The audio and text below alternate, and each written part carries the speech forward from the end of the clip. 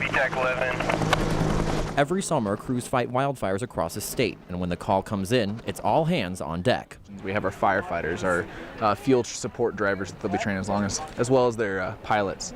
But before they can fight the flames, crews need to brush up on their skills on the ground and in the air to make sure they can do the most efficient job possible.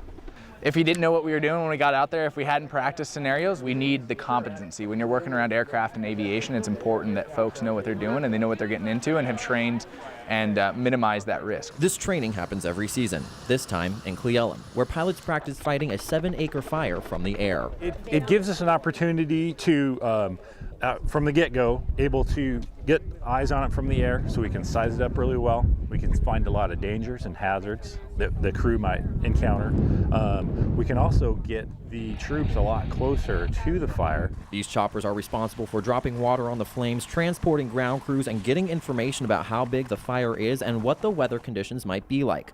All crucial to their success. And back in 2012, during the Taylor Bridge fire, it was helicopters like these that were flying overhead extinguishing the flames that grew to more than 22,000 acres and destroying dozens of homes. But without them, the fire could have grown a lot bigger and the devastation could have been a lot worse. But even though it's an unforgiving job, these crews are full of pride.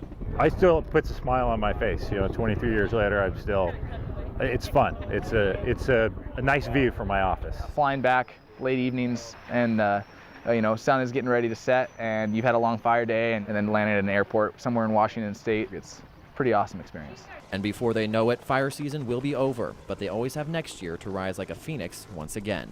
In Cle Elum, Carl Hensley, NBC, right now.